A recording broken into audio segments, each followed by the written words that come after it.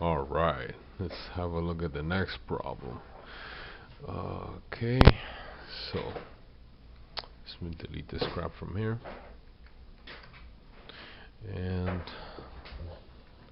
write a program to read n number of exam scores, integer percentages in the range 0 to 100 for n number of students. The grades for each student will be input by the user. The program should then print the original grades and the average for each student. Now this one is actually quite difficult. I wouldn't suggest that you tackle this in the exam because it's kind of ridiculous. And to do it properly, you would need to use some data structure like an array or a two-dimensional array. This solution that I'm gonna put right now is a very, very inefficient, and like if you did that in like a real-world setting, it's kind of the equivalent of going to a business dinner and tucking the tablecloth inside the neck of your shirt to use it as a bib. So we're gonna call it in students, public class and students. And the reason I'm gonna do it is because it's much easier this way with the array. It would be a two-dimensional array, and those get complicated, and you need drawings and stuff. And I don't want to do that right now. I mean, you don't need drawings, either drawings or trial and error with the compiler. Either or will suffice, and I don't really want either of those right now. I'm gonna do it with Notepad. So class and students, and what do we do? We read an exam score. So it's a class that runs some code. And what does that mean? Main method. Main string array arguments, right? And we have the end of our main, the end of our class, and okay, it takes n percentage of test scores, right? And I'm purposefully not going to include. I'm going to use a scanner. I'm purposefully not going to include it because I don't think it's important. These days we have NetBeans and Eclipse and stuff. Control Shift I is all the import knowledge you need. So we're going to do scanner, scan or in new scanner system.in. Okay, and then we do, you know. We're gonna start inputting grades one by one. We're gonna create a string output. Okay, and my plan for this thing, let me do a little sidetrack here. Paint. This is my plan for this thing right now. We're gonna have crap. Okay. Apparently I can't undo on paint. Okay. Yeah, whatever. So,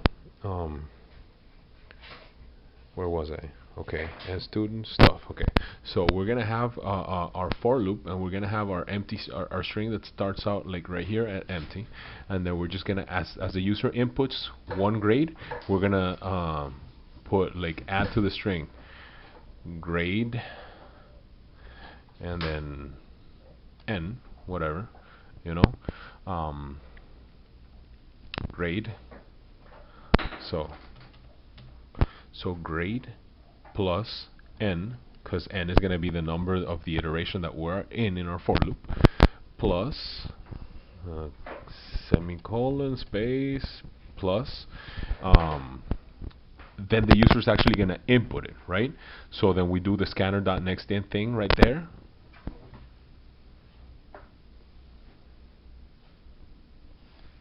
Okay, and that'd be interesting to this would be in dot next int, whatever. It'd be interesting to see. I'm gonna give a couple of things a shot and use this as a learning experience right now. It'll be interesting to see how that program is able to if we're able to do this. Are we gonna be able to do this without a loop? Probably not. I was thinking that we could just have like our string output equals like a concatenation of something like grade 1 and then plus scanner dot next int right here plus and then grade 2 plus and then scanner dot next int right here. So I mean that would work in theory. No, that will give you an error definitely because you're trying to execute two statements that make you wait. Actually, I'm not even sure if that'll give you an error or not, but that's not how we can do it anyway. We need to loop, and each iteration through the loop, we're going to have an outer loop, and each outer loop is going to run through the students. So we're going to have, go through students one by one.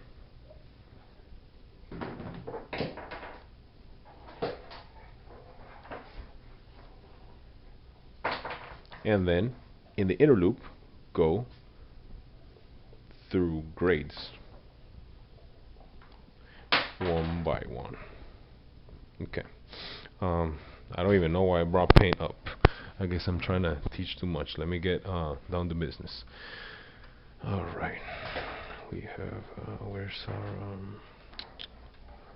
the body of the thing? Okay. Here and here's notepad. And actually, I'm gonna close paint. Let's save that crap. Okay. So string output equals that. And we're just gonna ask for the n. Since n is unknown in the problem, we're just gonna do system dot out dot print line. Enter your n, right? And let's make it nice looking. Even though I would hope that you wouldn't waste too much time with this kind of stuff in the exam. System dot print line, enter your n, and then we do output plus equals.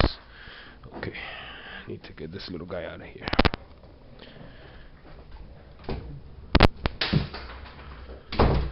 All right, so output plus equals in dot next. We're gonna call next. Should we call next? Let's just call next line. Next line. Okay. Next line is safer than next because next recognizes a bunch of different characters as the end of a token. It really is looking for words next. So if you put in a point in there, like if the guy wants to put in a grade later on that's like 45.5, then it's gonna break your program, and we don't want that. So output plus equals in dot next line. Good to go. In dot next line returns a string, so that concatenates properly. And now we're gonna do int, and we're gonna call it n equals integer dot parse int, and what output?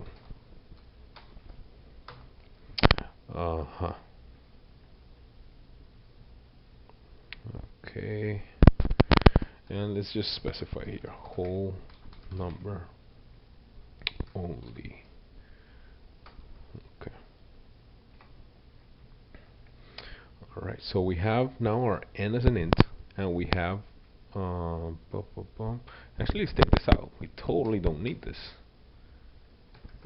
Enter your n, whole number only. What we're gonna do here instead, I don't even know where my brain is, in n equals in the next line. That way we don't have to catch it as a string and then parse the integer. And now we're gonna get to the meat of the program. Okay. I'm really having a hard time with these rendering issues. Okay. So for the meat of the program, we're gonna do for int I equals 0. Now let's make it 1. I less than or equal to n. I plus plus. And then in here we have 4 int j equals 1, j less than n, j plus plus. Okay, basic strategy here.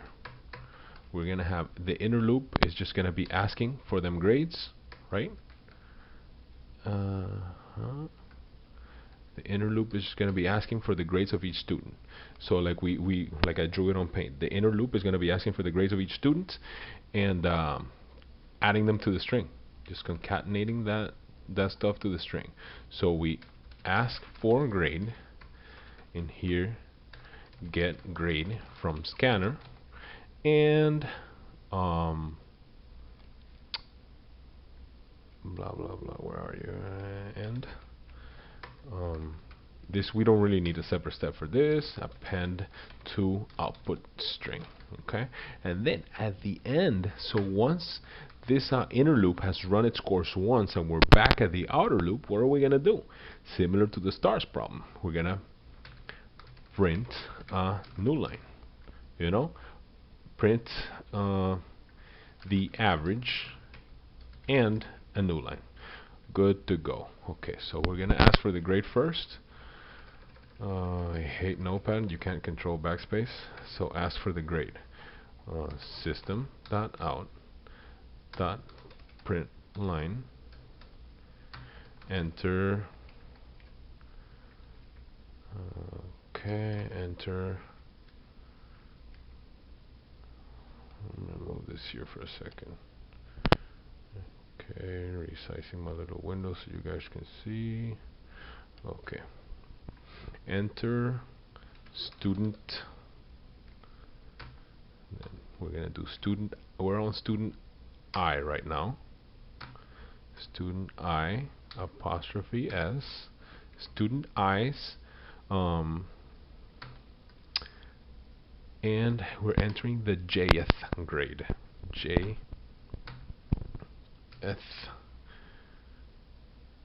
grade. Okay. So enter. So if when this is running through the loop, it's going to run through student 1. It's going to ask for grade 1, grade 2, grade 3, grade 4, grade 5, and blah blah blah. And then for student 2, it's going to say enter student 2's grade 1, enter student 2's grade 2, enter student 2's actually, yeah, let's change it to that grade, because one and when J is 1, we were asking for the 1th grade. It's not really a word. Enter student 1's grade number, and then we have J plus. Okay, now that works, and it makes more grammatical sense. And then, goodness, let's see if we can control the. Oh yeah, we can control delete. Nice. Ay, Dios mío. Okay, so we're what do we need to do? Put it into the scanner. So now all we really need to do is those 2 steps. Put it into the output, get it from the scanner and put it into the output string. We could simply do output plus equals, right? And what was the name of our scanner? In dot next line.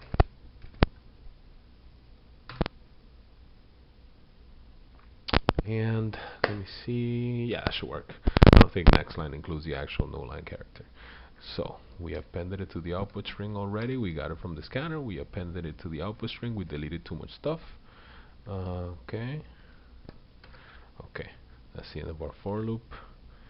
And so now we're gonna print the average and a no line. Okay. And here we could have inside this loop right now, we create an int sum equals 0. Okay, alright, output. So we do, okay, let's do it that way then.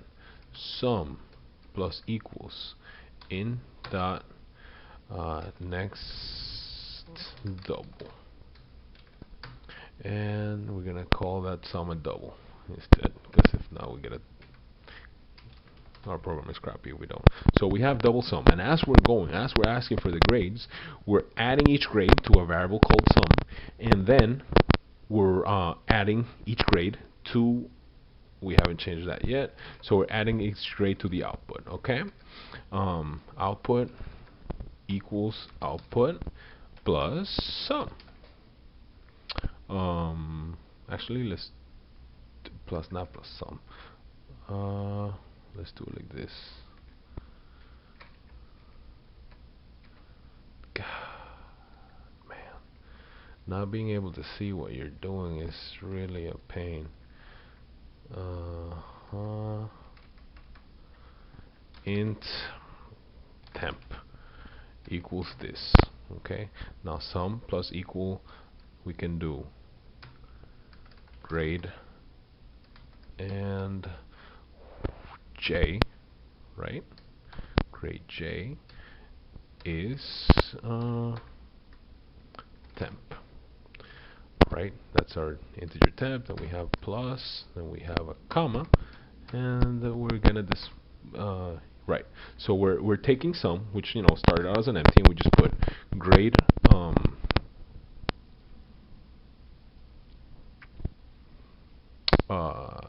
grade number 1, for example. Grade number 1 is temp, comma, space. Grade number 2 is temp. Is what temp is next iteration. So we're just adding grade 1 is whatever the user input. Grade 2 is whatever the user input. Grade 3 is whatever the user input, and so on and so forth. Okay. Oh, I messed this up. So this is the code for the string. Okay, so sum plus equal temp and output plus equals that. Okay, so now we're adding to our output string correctly instead of adding to the int, and we're adding to our temp sum. We're adding to our sum, to our total of the grades for this kid, our temp. Okay, and at the end of the loop, all we gotta do again is print the average and a new line. So system.out.println average plus, and we just have sum divided by n. Okay, and that is that. Let's add something here in the beginning to system.out.println, and we have grades for students, and our student is I.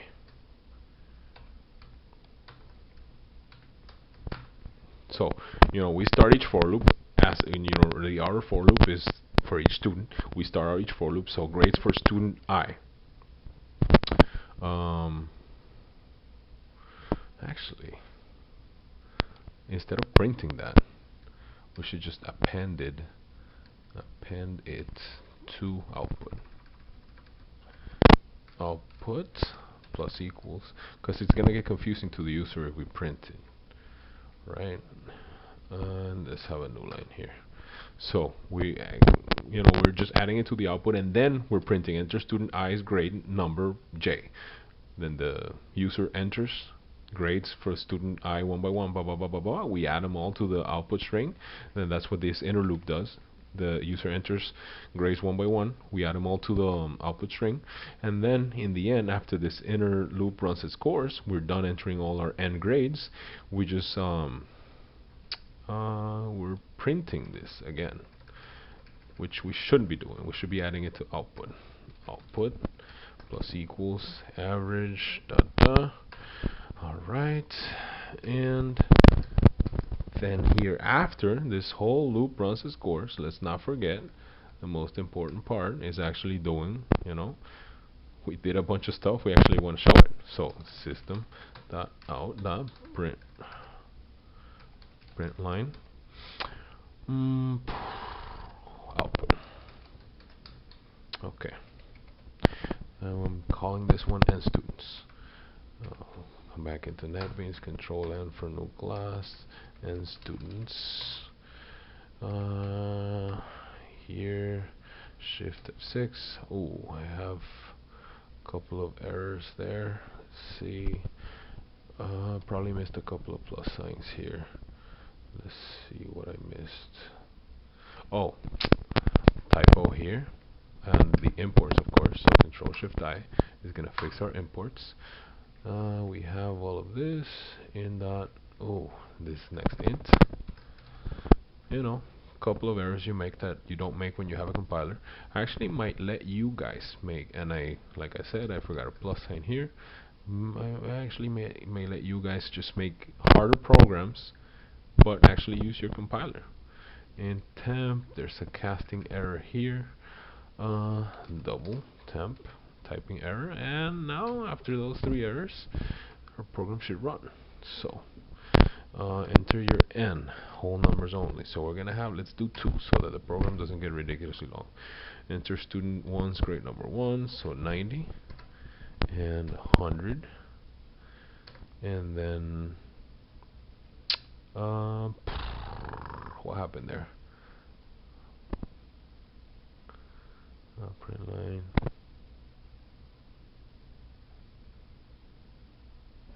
Let's see here. Why didn't we ask for less than or equal to n I plus plus?